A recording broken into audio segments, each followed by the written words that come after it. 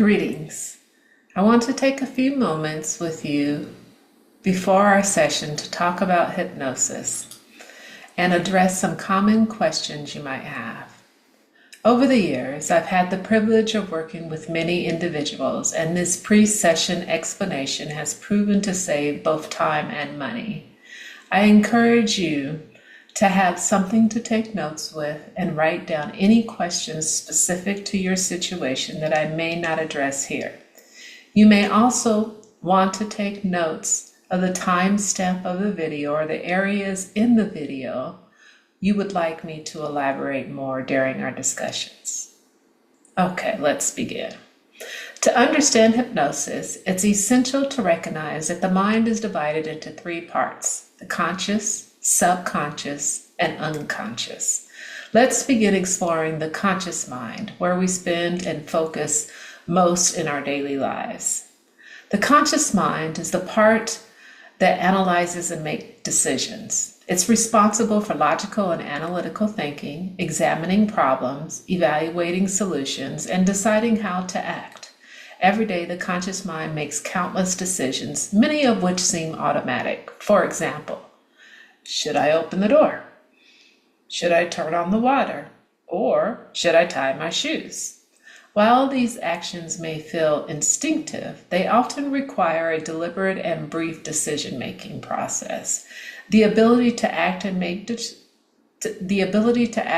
choices is a core function of the conscious mind. Within the conscious mind, there is also what we call the rational aspect. This is the part of the mind that tries to give us reason for our behavior. Without an explanation for why we act a certain way, we may feel anxious, frustrated, or triggered. However, the rational mind's explanations are not always accurate, and they focus on fixing a perceived problem. For example, you may reach for food not because you are physically hungry, but because we're bored, anxious, or lonely. Instead of recognizing these emotional triggers, the rational mind convinces us that we are eating because we are hungry. Another component of the conscious mind is willpower, a term we are all familiar with, and we often hear people say, "I'm putting down this cigarette and nothing on earth will make me smoke again." While this determination is admirable, we know it doesn't always last. When willpower weakens, old behavioral patterns resurface, showing that willpower alone is not a permanent solution for change. Lastly, the conscious mind houses what we call working memory, the memory we use every day. This includes practical information like how we find our way to work, recalling a phone number, or remembering where we left our keys. This working memory is what helps us navigate the routines of daily life. Importantly, everything in the conscious mind is within our awareness at all times. The level below the conscious mind is the subconscious or inner mind. The subconscious mind is extremely powerful. It can make you into anything you would like, whether it is being rich, famous, thin or fat, happy or sad. It's the real us. The great part of our mental life is below the conscious level, below our awareness, and it has a great impact on our conscious acts, thoughts, and feelings. Now, let's explore the subconscious mind, which has several key functions. One of its primary duties is controlling the body's mechanisms. For instance, the subconscious mind regulates the automatic nervous system, which manages essential functions like your heartbeat, breathing, and digestion without needing to think about them.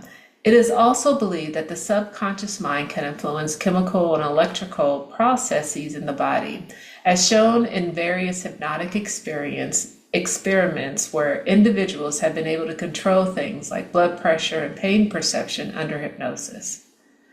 The subconscious is also the storehouse of all your memories. And I'll say that one more time. The subconscious is the storehouse of all your memories and learning.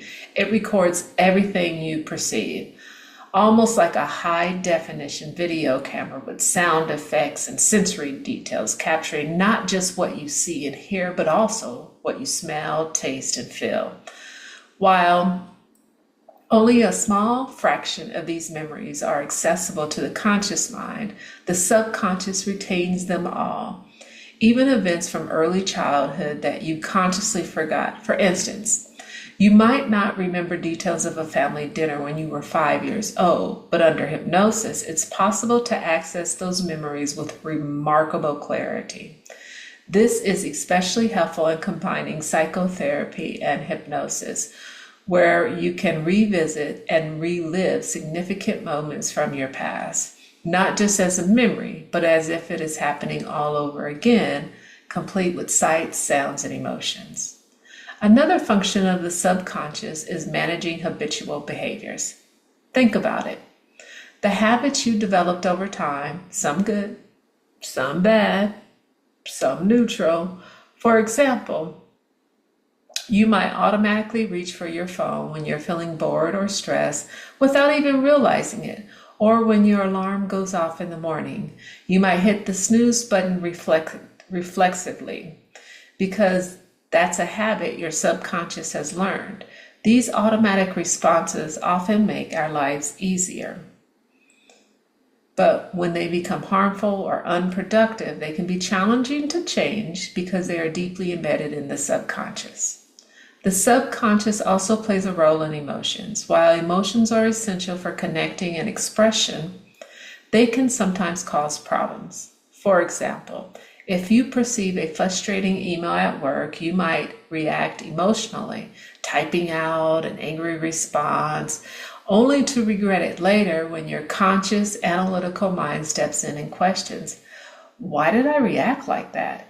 Emotional responses are often driven by the subconscious, which acts quickly and instinctively, sometimes bypassing rational thought.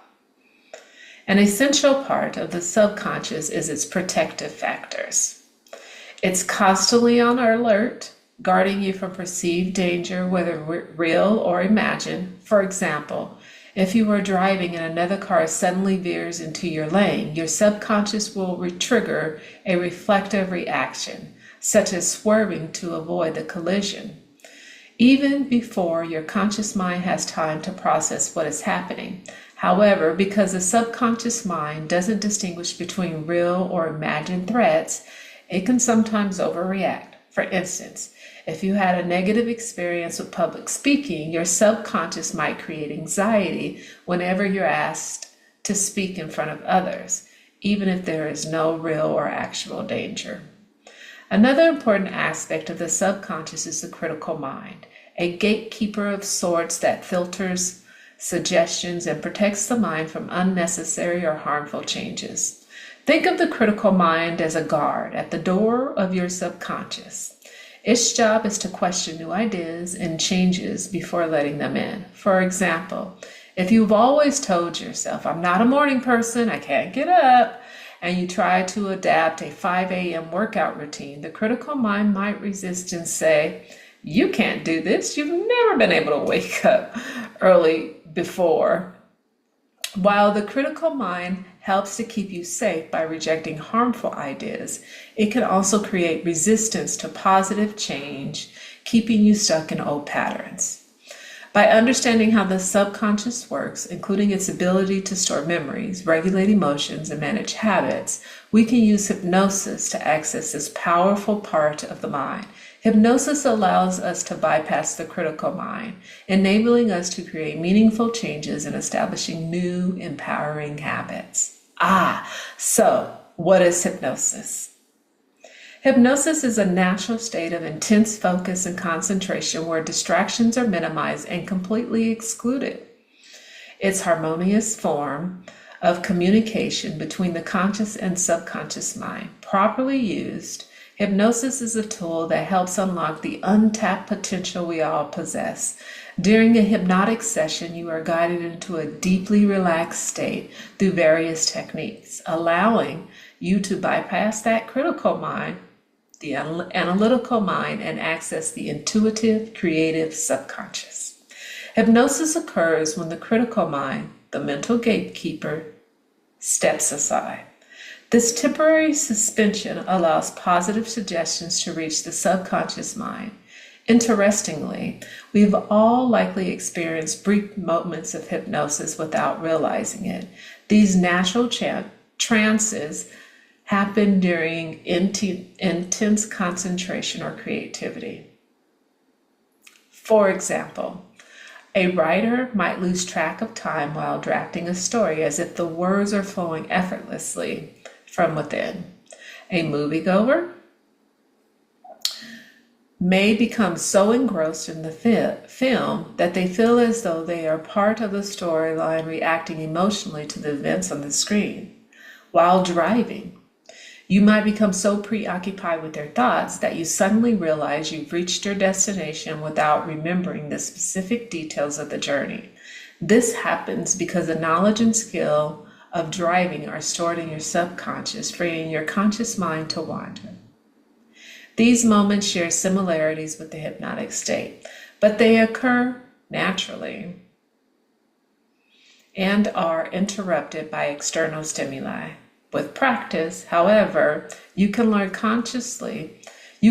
consciously create and maintain these conditions. Hypnosis is not magical or mystical. It's familiar, a natural state that we can intentionally use to benefit ourselves. What does hypnosis feel like? Some people, after their first session, question whether they are truly hypnotized because it's often not what they expect. Hypnosis is a state where your body becomes deeply relaxed, but your mind remains highly alert. In fact, during hypnosis, the five senses, sight, sound, smell, taste, and touch, become even sharper. It's not unusual for first-time clients to have concerns or reservations, and that is completely understandable. Let me assure you of some important facts. All hypnosis is self-hypnosis. While I am here to guide you, it's ultimately you who places yourself in a hypnotic state. You don't need me or anyone else to access this state, but many people benefit from guidance, especially when they are just trying to learn how to do it. My role is to simply show you how to achieve this relaxed, focused state. You're always in control. Hypnosis is 100% consent-driven process. At any time, with just the slightest thought, you can choose to come out of the hypnotic state and return to your normal awareness. You cannot be forced to do or experience anything against your will. Anyone with average or above average intelligence can be hypnotized.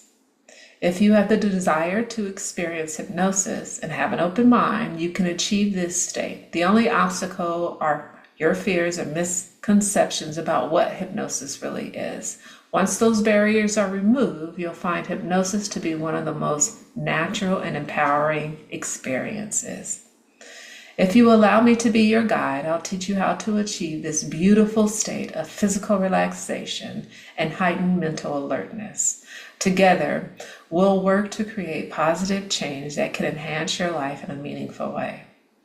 Now, let's address some of these common fears and misconceptions about hypnosis. One common belief is that a person in hypnosis, while the word hypnosis originates from hypnos, the Greek word for sleep, people in a hypnotic state are far from asleep. They may appear to others as if they are sleeping, but they are actually in a state of deep relaxation and heightened focus. During hypnosis, individuals can think, talk, open their eyes, respond to suggestions, and even move if needed. EEG readings taken during hypnotic shows increase alpha wave activities, which indicates a relaxed yet highly attentive brain state. Another misconception is the fear that you won't be able to emerge from hypnosis. That is simply not true. At any moment, if you decide you no longer want to remain in hypnosis, all it takes is the slightest thought, and you're instantly returned to full awareness. Even if the hypnotherapist were to leave the session unexpectedly, you would either return to full consciousness on your own or transition into natural sleep and awaken after a restful nap. Some people worry that they might reveal their deepest, darkest secrets in hypnosis. Let me assure you, while in hypnosis, you are always in control of what you choose to say or do. If I were to ask you a question that you felt was inappropriate or none of my business, you would simply refuse to answer. Hypnosis is not a truth serum. You can retain full control over your responses. If you wanted to, you could even choose to be untruthful while in hypnosis. A particular common fear is the belief that a hypnotherapist has complete control over the individual in hypnosis, making them do things against their will. In reality, all hypnosis is self-hypnosis. The individual is always in control, hyper alert, and highly focused. While the hypnotherapist serves as a guide, the subject decides whether or not to accept the suggestions offered. You will never do anything under hypnosis that you find unacceptable or that goes against your values or beliefs. Some people say, wait a minute, I've seen stage hypnosises where people are made to bark like a dog or do all these silly things. Surely the hypnotist is controlling them. In stage hypnosis, however, the process is different. Through a series of questions, observations, and participant exercises, the stage hypnotist selects volunteers who are naturally outgoing or exhibitionist. These individuals are eager to have fun and don't mind being the center of attention or playing along with the act. They are willing to participate in the game, knowing it is for entertainment purposes. Understanding these facts about hypnosis can help alleviate fears and misconceptions, allowing you to fully embrace its full potential. There are several attitudes that can significantly enhance your success with hypnosis. First, motivation is essential. You must genuinely want to be hypnotized and be committed to the process of succeeding. Approaching hypnosis half-heartedly will not yield the desired results. A positive mindset and belief in your ability to succeed are key components. Second, hypnosis is not a passive process as some might think. It requires your full engagement and active participation. You need to focus your attention, concentrate on the process, and apply your will to cooperate with the hypnotic experience. Directing your efforts positively is important, as working against the process can unintentionally create challenges. Third, it's crucial to approach hypnosis with an uncritical acceptance. This means being open-minded and allowing suggestions to bypass the critical mind of your consciousness mind and reach your subconscious. Skepticism or over-analysis can block these processes. Lastly, commitment plays an important role.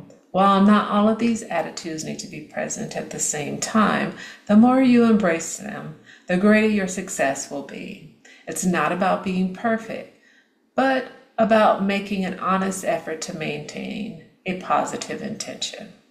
The unconscious mind. It is the deepest layer of the mind containing our thoughts, memories, and impulses that operate outside your conscious awareness.